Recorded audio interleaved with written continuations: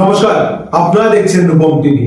BJP 2024-এর যে লোকসভা তার জন্য কিন্তু বিজেপি এই মুহূর্তে তুঙ্গে, আত্মবিশ্বাসের তুঙ্গে। 42টি আসনের মধ্যে 20টি আসনের তারা প্রার্থী তালিকা ঘোষণা করে দিয়েছে। আর যে প্রার্থী তালিকা ঘোষণা করেছে বিজেপি, তাতে আমরা দেখতে পাচ্ছি বেশিরভাগ আসন বিজেপির ঝুলিতেই যাবে। যা প্রার্থী ঘোষণা করেছে, দারুণ প্রার্থী দিয়েছে বিজেপি। এবার বাকি থাকলো 22টা আসন। সেই 22টা আসনের প্রার্থী কে হবে? আমি যে আগে ভিডিও বানিয়েছিলাম তাতে বলেছিলাম এই প্রার্থী হবে বিজেপি, কিন্তু না, যা পরিস্থিতি, প্রতি মুহূর্তে খেলা পরিবর্তন হচ্ছে, প্রতি মুহূর্তে পরিবর্তন হচ্ছে। বিজেপির প্রার্থী তালিকায় নতুন নতুন চমক আসছে, যেটা ভাবতেও পারিনি সেটাই হচ্ছে। বিজেপির প্রার্থী তালিকায় ব্যাপক রদবদল হয়েছে, নতুন নতুন প্রার্থী আসছে, নতুন নাম আসছে, যা শুনে আমি চমকে গিয়েছি, আপনারাও চমকে যাবে। 2024-এর লোকসভায় বিজেপি টার্গেট করেছে 35টা আসন। সেই 35টা আসন জেতার জন্য বিজেপি কিন্তু প্রার্থী প্রতিনিয়ত পরিবর্তন করছে। তো আসুন, কি কি পরিবর্তন হলো বিজেপির প্রার্থী তালিকায়? যে 22টি আসন এখনো ঘোষণা হয়নি, সেখানে কে কে দাঁড়াচ্ছে আপনাদের সামনে বলছি। নতুন পরিবর্তন এসেছে, নতুন নাম এসেছে অনেকগুলো, যা শুনে আমি চমকে গিয়েছি, আপনারাও চমকে যাবেন। শুনুন তাহলে একে একে বলছি। উলুবেড়িয়াতে বিজেপির প্রার্থী হচ্ছে মাসুম আক্তার। মাসুম আক্তার উলুবেড়িয়াতে বিজেপির প্রার্থী হিসেবে থাকছে, ওই নামটাই ফাইনাল হয়েছে। জলপাইগুড়িতে বিজেপির প্রার্থী হিসেবে নাম পাচ্ছি আমরা, তাপসী রায়ের নাম পাচ্ছি। তাপসী রায়, জলপাইগুড়ি, শহীদ সেনার স্ত্রী তাপসী রায়, সেই হচ্ছে বিজেপির প্রার্থী।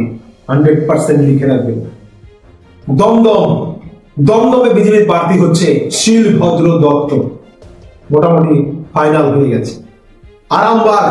আরামবাগ থেকে বিজেপির প্রার্থী হচ্ছে মধুসূদন বাগ, এটাই থাকছে, ইনি ফাইনাল। এই নামটাই ফাইনাল হয়েছে, আপাতত পরিবর্তন হয়নি। বারাসাতে বিজেপির প্রার্থী হচ্ছে বিমল শঙ্কর নন্দ, এখানেও কোনো পরিবর্তন নেই, এই নামটাই ফাইনাল। বীরভূমে যার নাম বিশেষভাবে উল্লেখযোগ্য ছিল সেটাই রয়েছে, দুধ কুমার মন্ডল বিজেপির প্রার্থী। দার্জিলিং এ পরিবর্তন হচ্ছে, দার্জিলিং এ বিজেপির প্রার্থী হচ্ছেন হর্ষবর্ধন সিংলা। বেশ কয়েকদিন যাবৎ দার্জিলিং এ তিনি ঘুটি ঘুরে বসে রয়েছেন, তাকে প্রার্থী করবে বিজেপি। রাজু বিস্তার জায়গায় হর্ষবর্ধন সিংলা প্রার্থী হিসেবে বিশেষভাবে গুরুত্ব পেয়েছে। জঙ্গিপুরে মাহফুজা খাতুন নামটা আগেও ছিল, এখনো রয়েছে।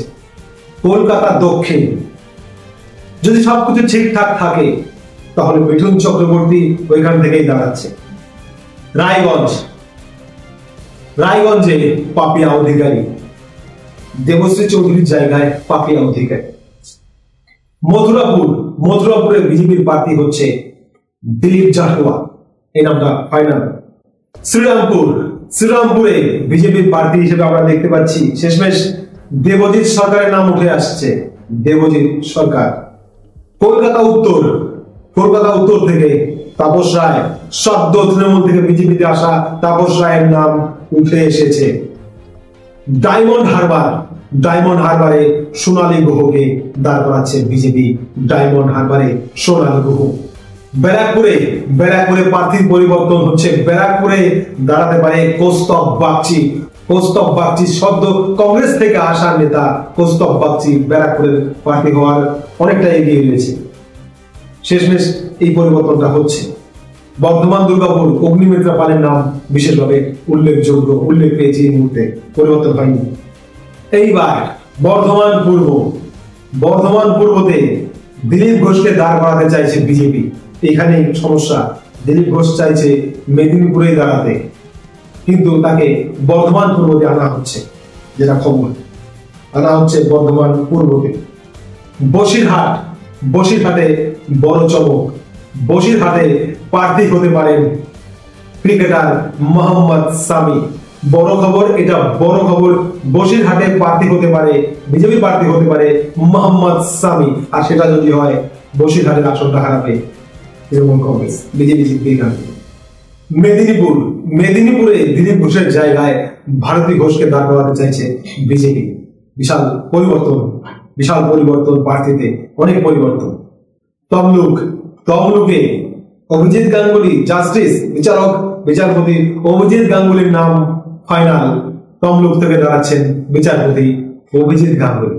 তো এই ছিল পরিবর্তন। দ্বিতীয় দফায় যে প্রার্থী ঘোষণা করবে শেষমেশ এইরকম একটা পরিবর্তন হয়ে গেল। তো এটা হওয়ার সম্ভাবনা বেশি রয়েছে, এটাই হতে পারে। তো প্রার্থীগুলো কেমন লাগলো অবশ্যই জানাবেন। আর আমাদের চ্যানেলের খবরগুলো আপনাদের ভালো লাগলে অবশ্যই সাবস্ক্রাইব, লাইক, শেয়ার করবেন। জয় হিন্দ।